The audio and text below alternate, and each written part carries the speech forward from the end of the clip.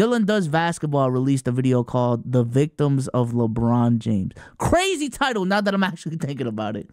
But I think I know what type of timing he's on. Shout out to Dylan Does Basketball, man. I'm a sub right now. I haven't subbed yet. James is a player who's garnered quite the collection of iconic moments in his career. 4 rings, the all-time leading scorer, 4 MVPs, and the greatest hairline comeback of all time. LeBron has gone to war against countless incredible teams over the years, sometimes losing to them, but many times coming out on top. So who are the franchises that were the most demoralized by LeBron and tore it all down as a consequence of their failure against him? On the other hand, which teams beaten by him managed to bounce back and go on to greater things? Today, top 5 victims of LeBron James, chat. Top 5 victims of LeBron James. Number 1, the Boston Celtics. Number 2, the Toronto Raptors. Number 3, even though he only beat them once, Golden State. Go eggs. I ain't gonna lie, I don't know how he did it. I understand the last 2 series was 5-game series and a 4-game series. Bron was still pressing on that B-star for those 9 games.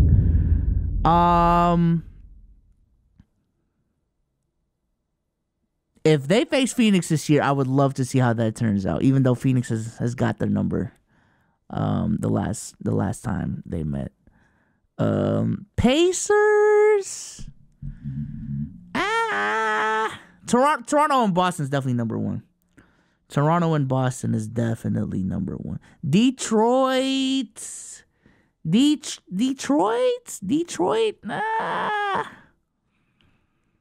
Washington.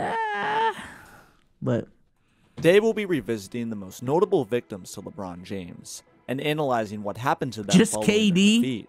Yeah, it might just be KD. Yeah, just KD. Career been underrated. Totally underrated. LeBron James underrated is eviscerating the Raptors right now. LeBron James is their kryptonite. I mean, that's what it is. Hey. Underdog. Well, right. Me? Tyson does basketball one more time, man. No cap. I would never be one of the best in the game. One of the best in the game, man. While LeBron's first tenure with the Cleveland Cavaliers from 2003 to 2010 is often remembered for its lack of a championship, there were plenty of postseason moments that showcased his legendary potential. The first example of this came in his playoff debut in 2006 against the Washington Wizards. In the closeout Game 6 with the Cavs up 3-2, Gilbert Arenas, the star guard for the Wizards, was at the line for 2 free throws in crunch time with his team up 1. LeBron walked over to him, tapped him, and said, "You missed this, you know who's gonna end the game." This was a reference to Arenas' beef with Cavs player Damon Jones. Arenas had been taunting Jones the entire series about the money he owed him from their many gambling sessions at LeBron's condo. TV. So when he whispers, "You know who's gonna hit it," everybody assumed it was him. I knew what he was talking about. And I think the thought went into my head of, they really gonna put Damon Jones in and let him hit a shot. And I just, no, that's crazy. I just missed. Sure enough, Arenas missed a pair at the line, and Jones hit the game winner to send the Cavs to round 2. LBJ called it. On top of this fire trash talk, James also had a monster series. No, that's crazy, bro. I didn't know that. This wasn't the that, only man. time Bron would destroy the Wizards. In fact, it happened 3 years in a row. Damn. 2006 was the first, while similar defeats occurred in 2007 and 2008. LeBron took all. I did not know.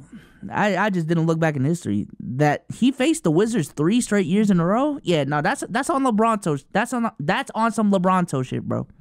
Beating their ass 3 years in a row? Yeah, that's on some LeBron shit. LeBron before LeBron, man. Pleasure in making the Wizards and their all-star guard Gilbert Arenas a doormat for him to step 2 on. game winners too, shit. One series. This consistent humiliation forced the Wizards to tear it all down and enter a rebuild. When one thinks of the Detroit Pistons in the 2000s, they think of a historically great defense and multiple championship runs that resulted in a ring. What many forget is that LeBron put a huge dent in the team's final few years of dominance. While it's true that the 2007 Detroit Pistons were already on the decline due to their loss of Ben Wallace in free agency, it was clear that they were still a team capable of winning it all. This was further proven in the 2007 Eastern Conference Finals against the Cavs, where Detroit was in primetime position to take a 3-2 lead at home in Game 5. In the first 4 games, LeBron had some nice moments, but in Game 5, he went from great to transcendent, cooking up one of the best performances in playoff history. This was crazy. When I found out about this in my basketball learning arc, I'm like, yo, they don't think this dude is clutch? Like, yo, what? No way he scored 27 straight points in a row. Like, what the fuck? The road, he scored 48, including 25 straight points from the fourth quarter all the way to the second overtime. He hit the game winner on top of this, a superhuman showing against a phenomenal defensive team. This was when the Michael Jordan comparisons started being validated. Yeah, I think individually, I would have to look back. This single-handedly might be his greatest performance. Just from a single game perspective. I think it might even trump 51 versus Golden State. Deadass. 27 straight in a row in a pivotal game against one of the best defenses of all time. Bro, that's crazy. I understand they didn't have Ben Wallace, I believe, at this time. But that's still one of the best defenses in the league that he just fucking walked down. Walked down, bro. The Cavs ended up winning the series in 6, knocking off the Pistons. It was a huge blow to Detroit, as they were looking to make their 3rd finals appearance in 4 years. But Bron stopped them dead in their tracks. As a finishing touch, he swept the Pistons again 2 years later when they were completely washed. Detroit's decline as a contender had less to do with LeBron, and more to do with an aging roster and slow loss of pieces each offseason. However, it can't be denied just how dejecting that 2007 series was to their championship hopes. All this occurred when James was 22. Yeah, this was just a good the video. beginning of his reign of terror. I know this is going to be a good The video. 2010s would come to be the time where he would establish his dominance. During this decade, there was one group in particular that LeBron took a liking to beating down on. That team was none other than the Boston Celtics.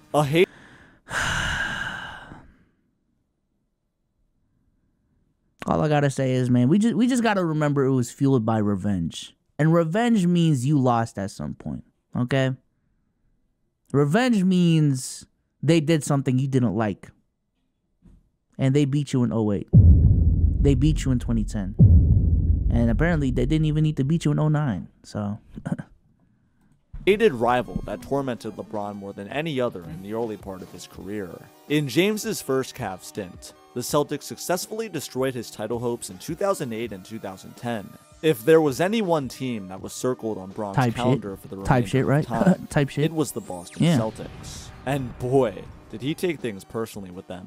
After losing to the Celtics twice in his first 7 years, he would go on to face them 5 more times in the postseason, and shockingly, he won all 5.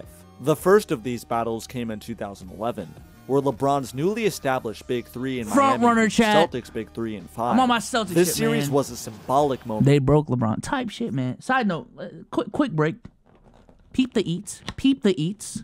You know what I'm saying? Peep the eats. It's not that Chipotle shit, man. It's that local shit. Shout out to my Mexicans. Yeah, peep the eats, man. That's carnitas, right? Carnitas, sour cream, pico de gallo, right? Lettuce, corn. W eats, man. W eats. Yes, sir. Yes, sir. For LeBron's career. He finally broke the chains, dismantling the Pierce, Garnett, Allen trio that had haunted him for years. Most remembered from this series was how it ended.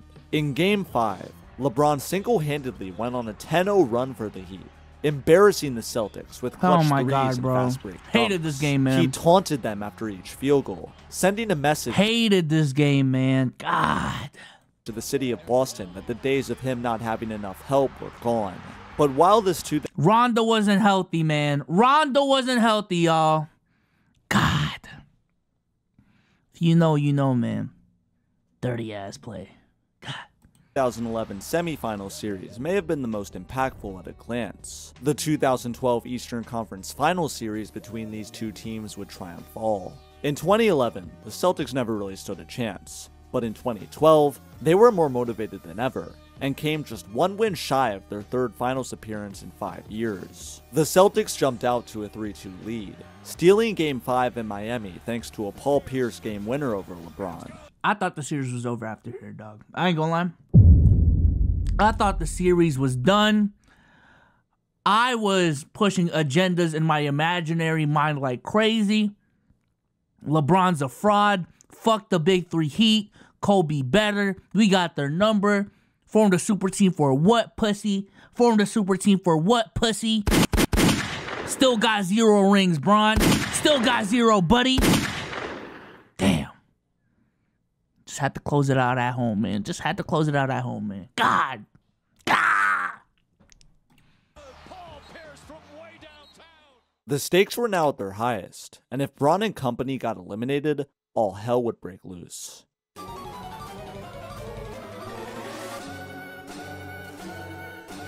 It would have been a disgrace for James to fall short of a ring once again, especially considering he had infamously choked to the Dallas Mavericks just 1 year prior in 2011. This next game, I think it's the most significant and best game of LeBron's career if you consider the stakes at hand. But I still think just from a pure performance standpoint, maybe I need to look back at the stats. That Detroit game got it. So. On top of this, an L here would have ensured the splitting of the Heat's big three. It was make it or break it for the King, but he responded in the greatest way possible. LeBron defenders and apologists were starting to doubt if he was made of the right stuff. And they went over on that night to watch what was about to transpire. Cold-blooded killer, dog. By 19 Cold-blooded killer. Because LeBron dominated from start to finish with 45 I ain't gonna lie. 15. Walked us down. 45 and Locked 15 in. rebounds. Assassin. That was this face right here. This face. Watching that shit live.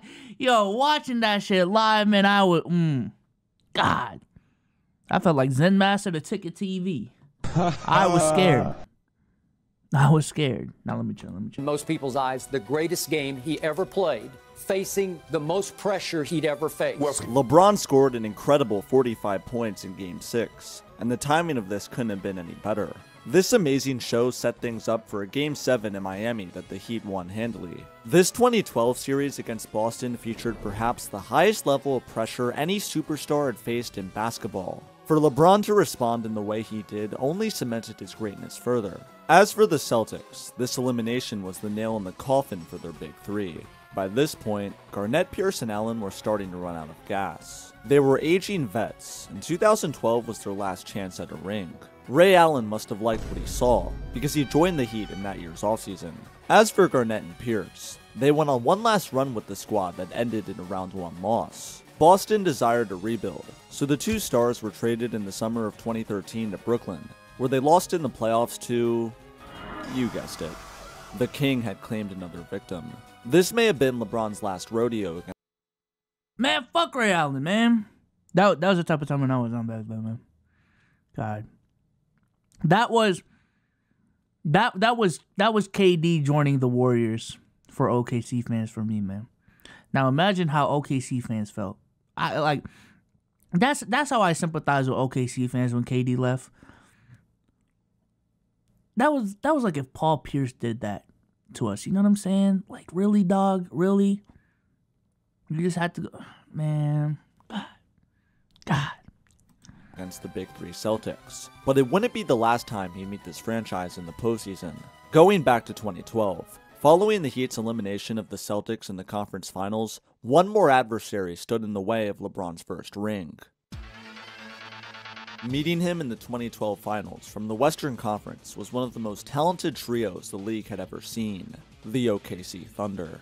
When the 2012 OKC Thunder are discussed today, it's usually in the context of how they squandered the big three of James Harden, Kevin Durant and Russell Westbrook. Their failure to beat the King in the 2012 finals has much to do with that splitting. On the surface, this series may look like a clean and relatively easy 4-1 victory for the Miami Heat. But in reality, 3 out of the 4 Thunder losses came by under 6 points thanks to the Heat's flawless crunch time execution. What many forget was that OKC was actually favored by most sports media outlets to beat the Heat.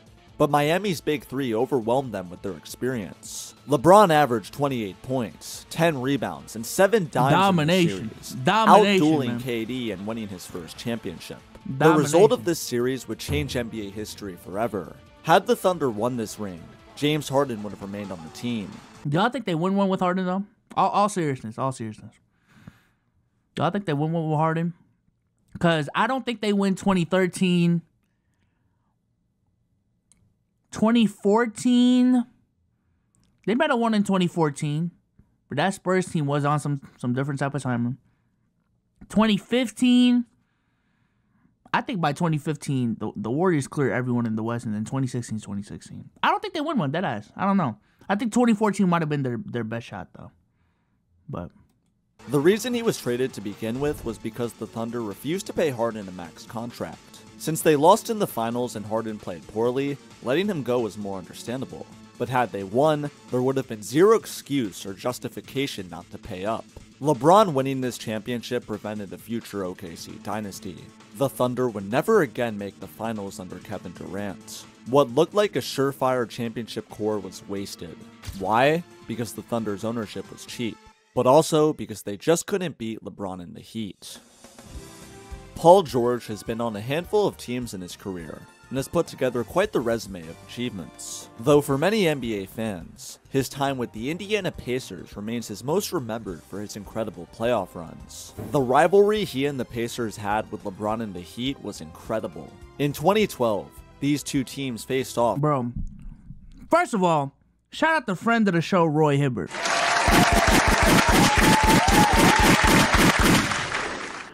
I ain't even trying to jinx it. Listen, man. Friend of the show, Roy Hibbert. Second of all, what I was about to say was, I find it funny that, like, and people have low-key been trying to spot it and put 2 and 2 together, man. The podcast is really showing the love that Paul George has for Indiana. From a culture perspective, from a city perspective, he really enjoyed his time there, man. I think he deadass had the most fun playing in the NBA. Just from the outside looking down, I don't know, dude. Playing in Indiana. And with Tyrese playing the way that he's playing, it might make sense. I don't know when PG's contract expires. I think the Pacers need a more bona fide scoring option. They could do some more defense.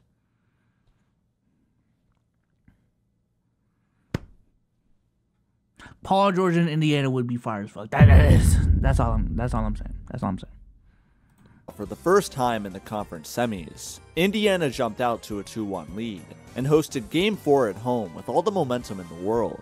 Instead, it was LeBron and Wade who exploded, combining for 70 points and dismantling the Pacers to tie the series at 2. Indiana quickly realized that the lights were too bright, dropping the next 2 games to lose the series. In Paul George's 7 seasons with the Pacers, the team reached their highest level of success in 2013 and 2014. They advanced to the Eastern Conference Finals both times in this stretch, and came incredibly close to making an NBA Finals appearance. But each year they found themselves in the conference finals. The Miami Heat stood in their way and promptly defeated them. 2013 was the most competitive of the two.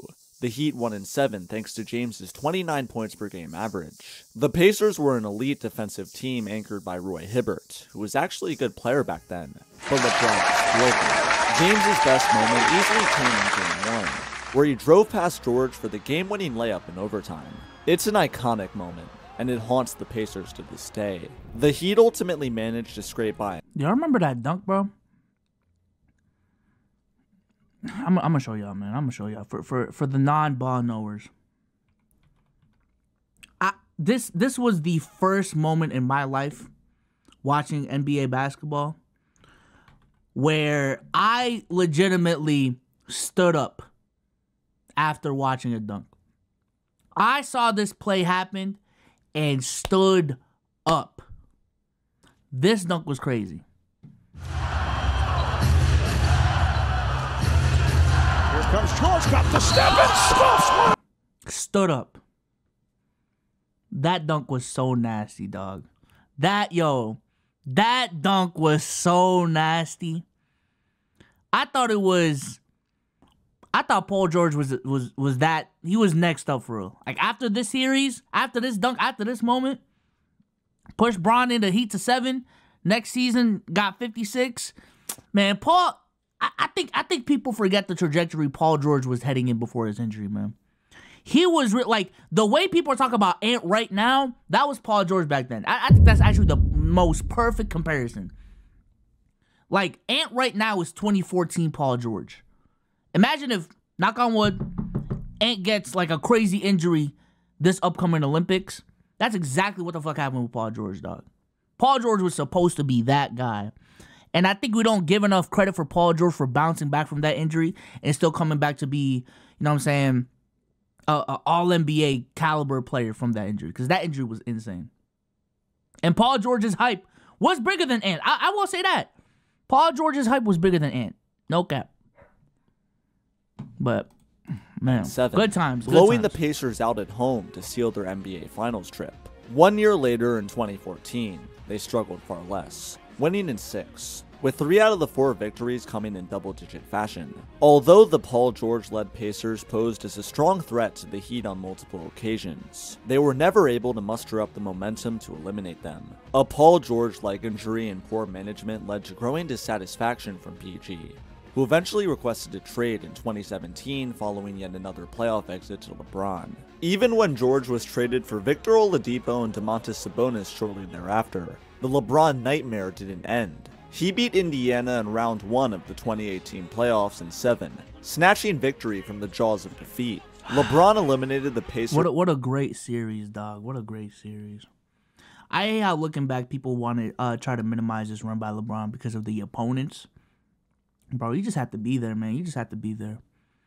There's still something about, like, even, because every single round was either evenly matched teams or the Cavs were an underdog.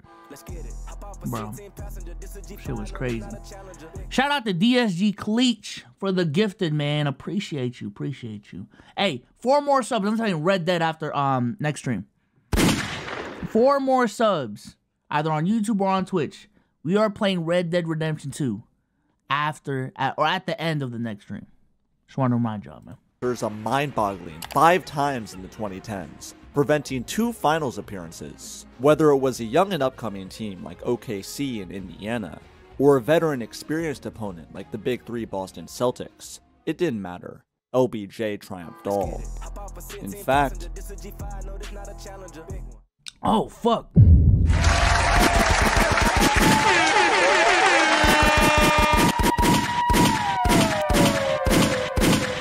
Hugh Reformed with the 10 big gifties, man.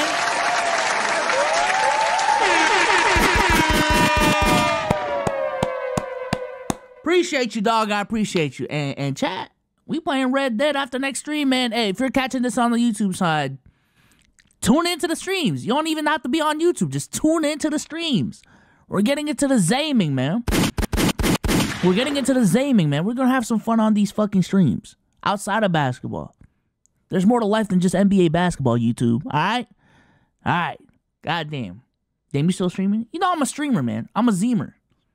God damn. I'm getting off soon, though, after this. Let me move the goalpost, though, real quick. W goalpost move.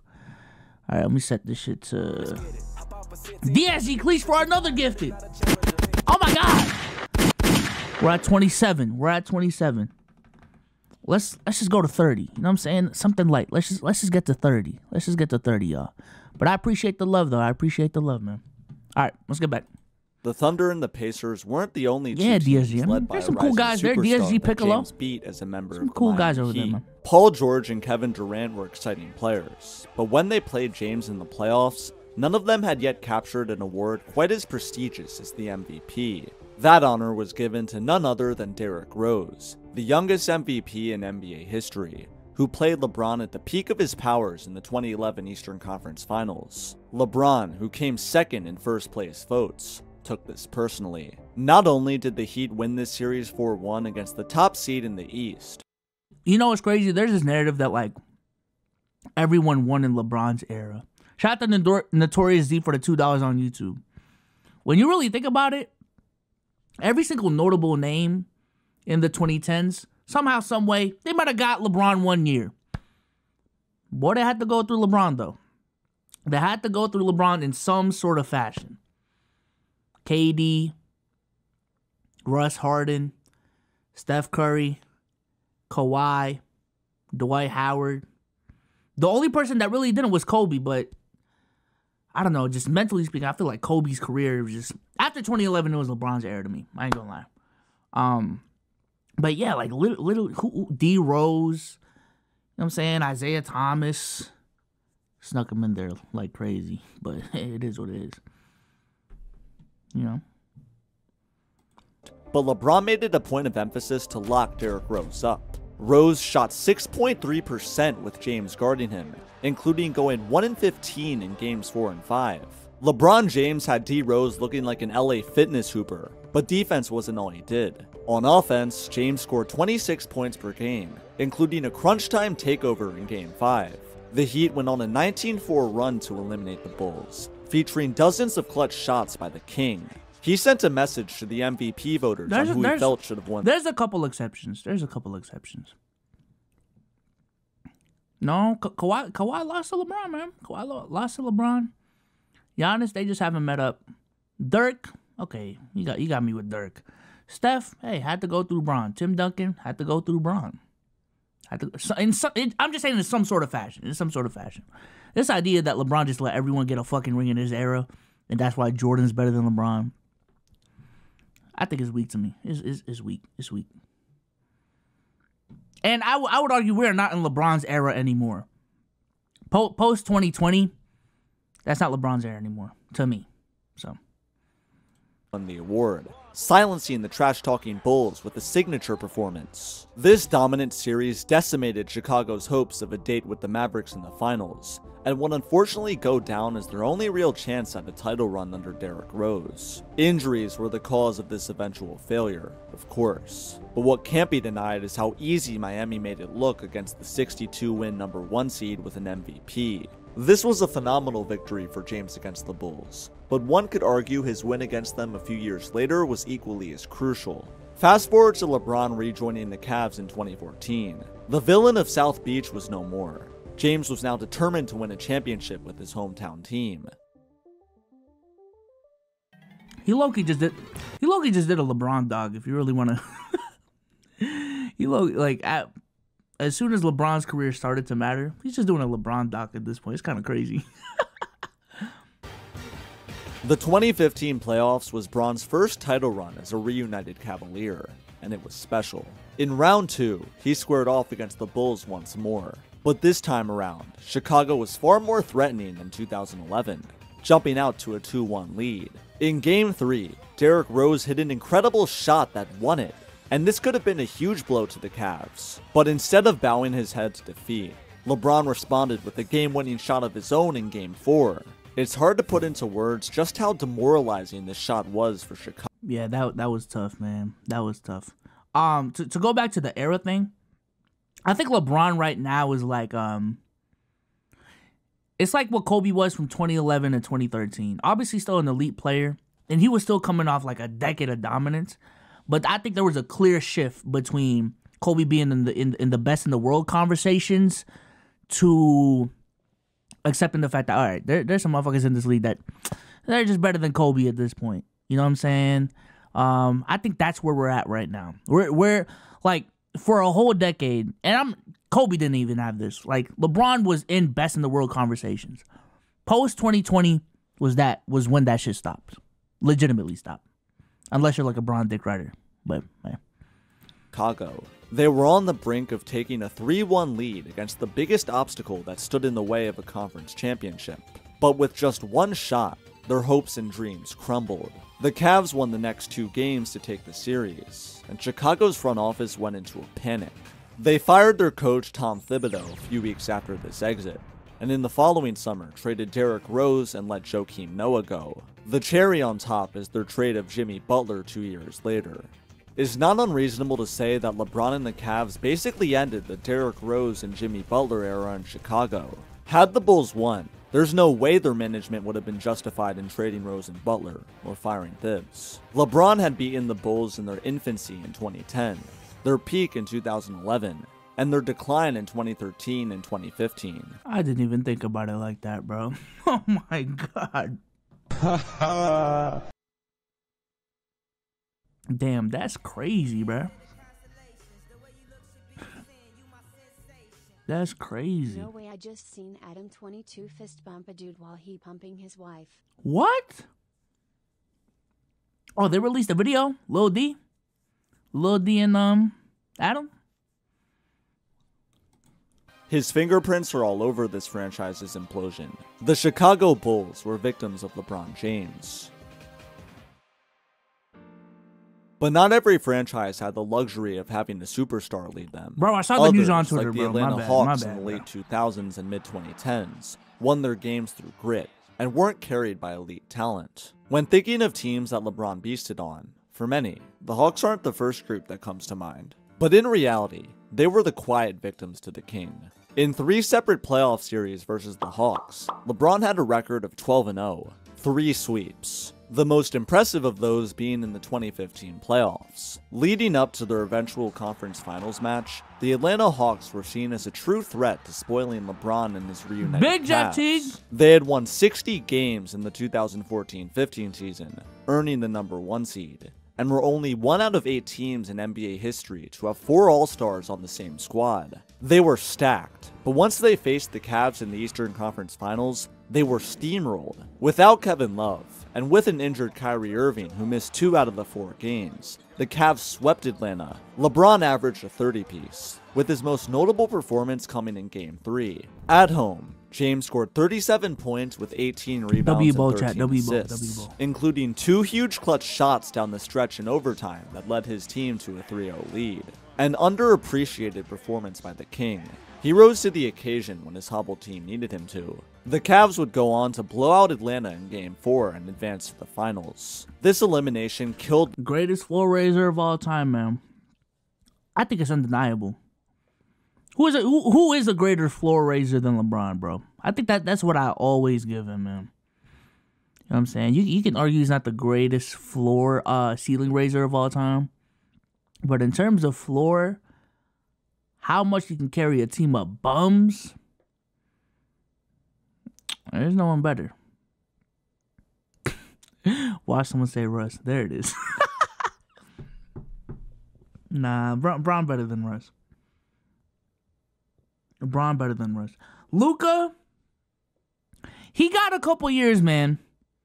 He got a couple more years. But just look at what LeBron did with that 09 squad, bro. I thought Luka would have had that season by now. And low-key, he was on pace to have that season this season.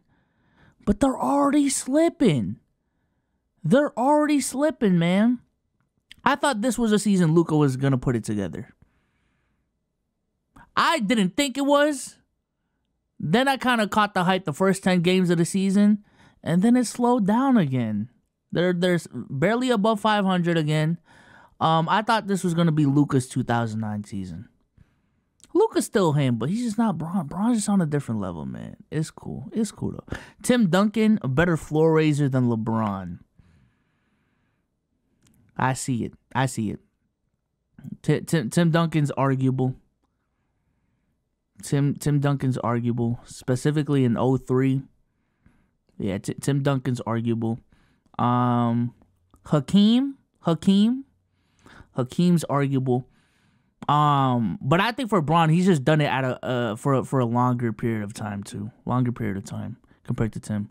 Because I think post, and maybe it was just a system thing, but post 05, I don't think Tim could floor raise like that anymore.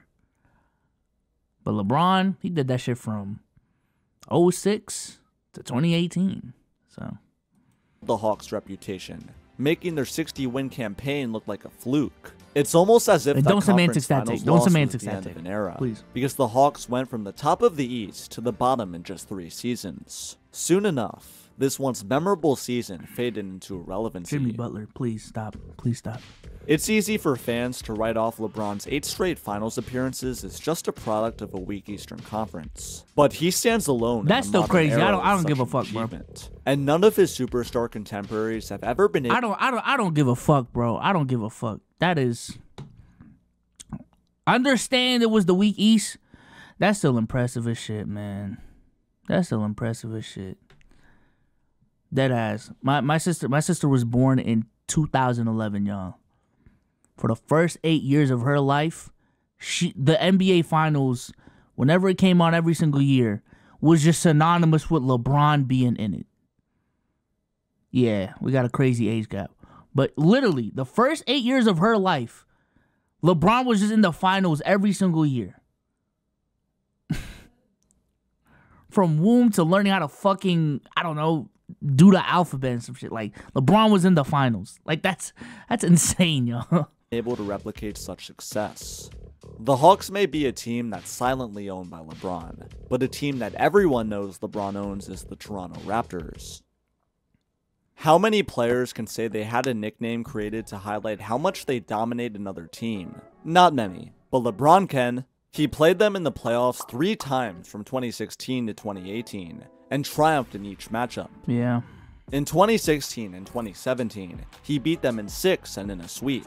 Not much was thought of from these 2 victories. The Raptors were just another team in the East Bron beat on his yearly finals trips. I think he's downplaying 2017, man.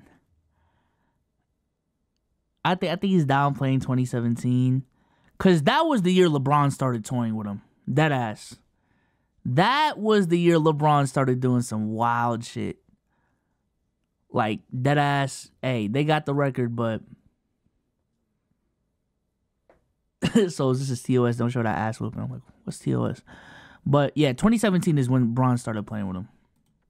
In 2018, though, that all changed. A ring in 2019 makes everyone forget.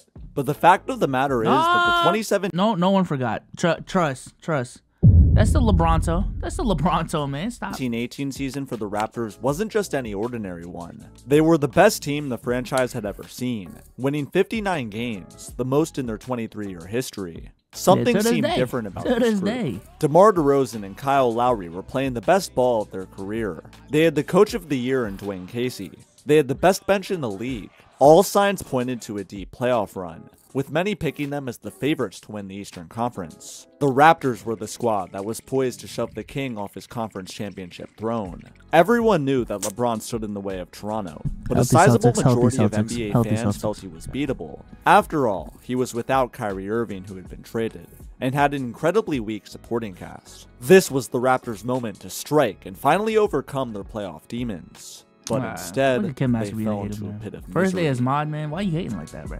God. Not only did the Raptors end their season in the second round, not only did they lose to the Cavs for the 3rd year in a row, not only did they get swept, but they got crushed and humiliated in front of millions, becoming the joke of the NBA. Yeah. We'll be back to LeBronto for the 4th quarter after this. No longer were they called Toronto. LeBronto had become a more fitting mantra. Cause why it had to be a sweep though? That's my thing. Bron just went to 7 the series prior. We all knew he didn't have help. The series after he went to 7, and then the series after that, obviously Golden State. So you're telling me the only point of dominance throughout this whole playoff run, from start to finish, where the other team just couldn't do anything, was Toronto, bro? Like that's embarrassing.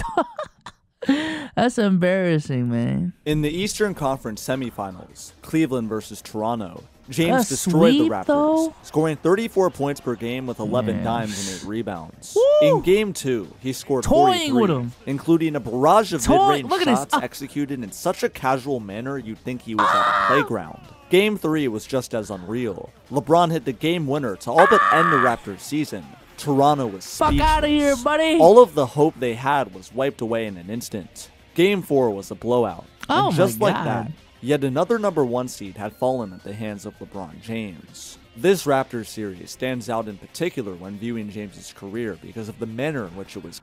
Hi, I think you should look up New Roy Hibbert. Yo, I'm gonna watch that on. I'm gonna watch that on Monday. It just ended up being a really long stream, but I'll watch that on Monday though. Carried out. This wasn't It was just on the any list win. for today, though. It was a on the list crushing victory. A dominant sweep that sent an entire organization into a scrambling panic. Plenty of fans vow to this day that had the Raptors faced off against literally any other team in the East, they would have won. But there was something about LeBron that scared them. Either way, the Raptors. Y'all gotta stop playing with T. Roro. What? 2018 T. Roro? Stop it. Management had had enough. They traded DeMar DeRozan in a package that landed them Kawhi Leonard. They fired their head coach, Dwayne Casey, Terry who had just Rozier? won the Y'all Coach don't know of the ball? Year award Nah, that's in cool. favor of Nick Nurse. That's cool. In an instant, DeRozan's 9-year tenure as the Raptors star and Casey's 7-year tenure as the Raptors coach had ended. These both ended up being terrific decisions, and Toronto went on to win the 2019 championship.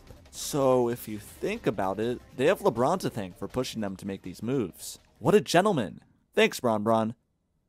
There's a reason Thanks, that this Bron. 2018 postseason is considered LeBron's most impressive playoff stretch ever, despite it not resulting in a championship. His biggest accomplishment during this run was easily his Eastern Conference Finals show against the Boston Celtics.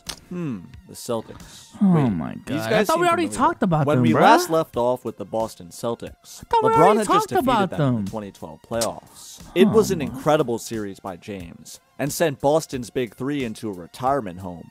But the story of LeBron and the Celtics didn't end here. They faced off 3 more times in the playoffs, all being LeBron wins. Their matchups in 2017 and 2018 are easily the most noteworthy for different reasons. In 2017, the Cavs faced the #1 seeded Celtics in the Eastern Conference Finals. This is how bad I was back then, man. And this is how dominant the Cavs were looking back in the East. And maybe this is just me being an L creator at that time. Bro, I made a YouTube. I was already doing the YouTube shit at this time, pulling decent numbers. I made a video called "Why the Boston Celtics Won't Get Swept by the Cleveland Cavaliers."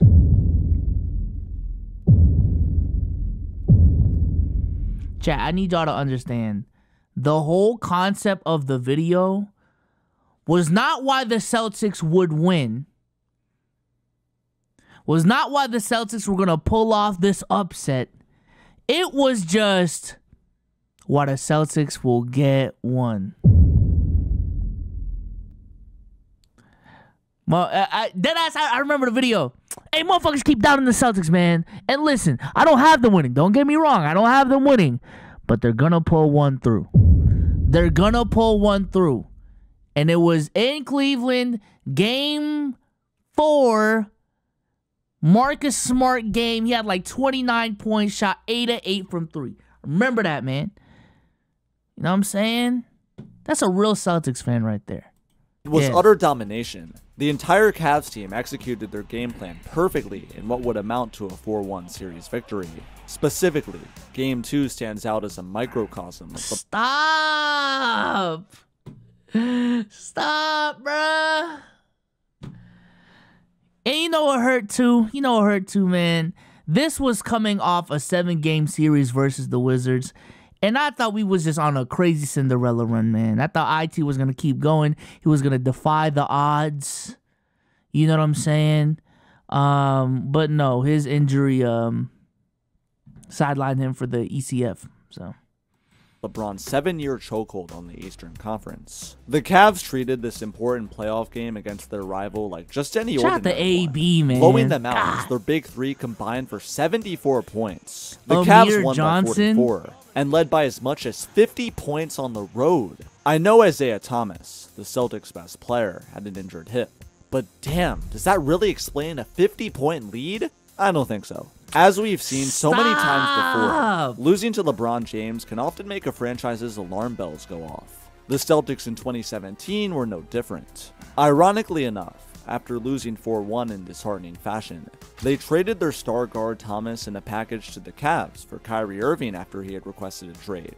LeBron just witnessed one of the greatest teammates he ever had go behind his back and request a trade.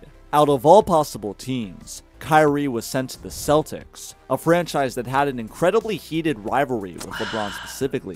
This must have been a heartbreaking moment for him. So how did he respond to this emotionally intensive, tragic situation? Please. By beating the Celtics again, of course. Fast forward 1 year to the 2018 playoffs, and these two teams met once again in the conference finals. While Boston may have been without Kyrie and Gordon Hayward due to injuries, they were still a formidable squad that was fully capable of making it to the finals. The first two games in this series showed exactly that. The Celtics won both in decisive fashion at home. We were overachieving, bruh. The Celtics were 37-0 and up 2-0 in the series. I hate this graphic. And we've lost twice since this graphic has came out in 2018 and in 2023. Oh, God. On top of this, these 2018 Cavs had an infamously bad supporting cast around James. Finally, it seemed like What about us? What was our supporting cast?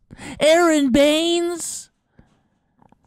Rookie Jaylen Brown? Stop! Team in the East had what it took to dethrone the King. Cleveland fought back and won the next two to tie the series. But once the Celtics took Game 5 in convincing fashion, a premature grave was being dug for LeBron and the Cavaliers. If there's anything fans will come to know about LeBron teams, though, it's that they should never be counted out. They won the next two games to clinch a finals appearance, with LeBron going bonkers. In Game 6, he scored 46, with two back-to-back clutch threes over Jason Tatum to steal the W. In Game 7, he scored 35, with 15 boards and 9 dimes, including the block of the year on Terry Rozier, and the dagger and one layup with two defenders draped on him. For all the achievements James had in his career, making the finals in 2018 is up there near the top of the list. To make it to the biggest stage against all the odds with little to no help was admirable, and his level of play was legendary. As for the Celtics, they certainly wouldn't blow it up like the 2018 Raptors did. Yeah, we but said this on loss business. would haunt them We've for been years, standing on business, and many in the man. Boston area consider it a massive missed opportunity. I've talked about it. To do what? Get swept by the Warriors? Come on, man. Let LeBron have that moment, man. It's cool. It's cool. It's cool. We got it this year. We got it this year, man. A bunch of different playoff series and teams so far. But no video about LeBron James's victims would be complete without mentioning the 2016 finals. The 2016 Golden State Warriors had the highest regular season win total ever at 73 dubs. This was spearheaded by their unanimous MVP in Steph Curry. This is my favorite bedtime story, y'all. I need y'all to know. You know how All I Want for Christmas Is You is such a classic that like it just became folklore now? Fun fact. Word thought that was like a like a nursery rhyme that was invented like 200 years ago. Nope, Mariah Carey released it in the 90s. Shit's crazy. I think this season, how LeBron came back, is that next thing. There once was a time where a team won 73-9 games in an NBA season with the unanimous MVP. This, that, and the third. Up 3-1 in the finals. Blew it to LeBron. Along with two other All-Stars in Klay Thompson and Draymond Green. Somehow, James, with his star partner Kyrie Irving, heroically slayed the beast that was the Warriors, overcoming a 3-1 deficit to win the championship. See, every single the time. The fashion in which they won will be it just you know what I'm saying? It just feels good to hear, you know? Etched in every Cavs fan's mind forever. LeBron's chase-down block on Andre Iguodala in the closeout Game 7 is the best defensive play in NBA history, and by far the best moment of James's career. While Bron certainly didn't end the Golden State Warriors dynasty by any means, what he did against them in 2016 will always be his greatest achievements. It forced the Warriors to target Kevin Durant in that summer's free agency, which made them a truly unstoppable force that won the next 2 rings. But the reality is this. LeBron and the Cavs spoiled Golden State's perfect season, and ruined Steph Curry's incredible 2015-16 campaign.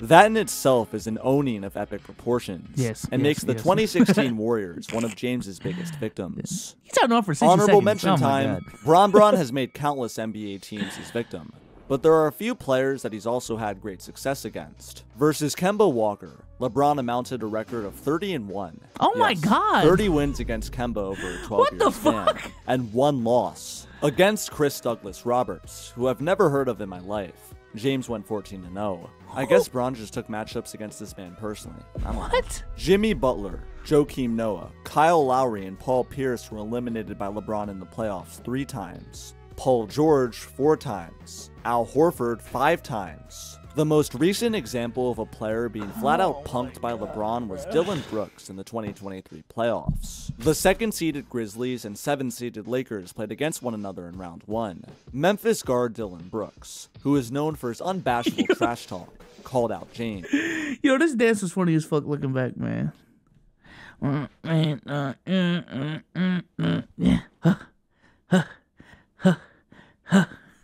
That shit was tough. I don't know if it was tough or it was corny. I don't know.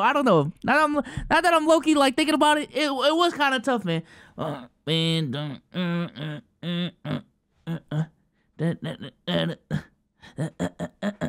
Hey! Guard Dillon Brooks, who is known for his unbashful trash talk, called out James. You and LeBron have that exchange. There are people out there that say maybe you shouldn't do that with one of the better players in the game. What were you thinking? I don't care. He's old. I poke bears. I don't respect no one until they come and give me 40. He really thought he was doing something with it. I poke bears. I poke bears, man. Yeah. Man, the ball's on this guy, huh? Absolutely 0 people were shocked when LeBron got his lick back, winning the series in 6 and hitting a plethora of clutch shots while doing so. Typical stuff by this point. Shit! Is that last year? LeBron James is a player who, shockingly, I haven't made a single video on to this point in my 2.5-year channel. That's kind of crazy. But I think it's important to take some time to acknowledge his achievements, especially at a time where his career crazy, man. is clearly winding down. No, that's actually one of the craziest feats in NBA YouTube if you think about it. Bro, no, that's actually crazy. Yo, how long has he been doing this channel? He's been doing this channel for... Real quick. Not the Patreon. 2 years. Has gotten to 170,000 subscribers. Millions of views on his videos. And he's never talked about LeBron? 4 million views? Nah, that's... Bro. Anyone in NBA YouTube knows, like, yo, if you want that quick 1 out of 10, if you just want views, you talk about LeBron, you talk about certain people. Steph Curry, KD, Giannis, Russell Westbrook in his prime. Some of these, LeBron is definitely up top. And the fact that he's gotten this far without a Bron video, that's impressive as fuck. That is impressive as fuck, man. LeBron is one of those figures whose accomplishments will only age better with time. The way in which he methodically defeated so many teams and players consistently over the years. Russ Meta. Oh my God, bro. 2017, chat, was when people were starting to figure out metas in NBA YouTube. Russ Pack? Why Russ is overrated? Why Russ doesn't deserve the MVP? Why Russ is a stat patter? Why Russ is ruining the MVP award? Boy, if you wanted that 1 out of 10, if you wanted 100K, you make that video. You make that video. Some of the greats have come from that time span, man. Rusty Buckets, me, Low, Young Mustard, and things of that nature, man. What a time. MDJ, what a time to be alive, man. What a time to be alive. Is unmatched and often overlooked. So while he's still here, don't take him for granted. Oh, that's where it ends? My bad, man. Listen, man. Why did I say it like that? Listen, man. Shout out to Dylan Does Basketball for the video and for his channel, though. Deadass. He makes some high quality content. Obviously, the effort shows in the videos. So, you know, it would be wrong if I, at the very least, the least I could do is shout him out. So, shout out to Dylan Does Basketball.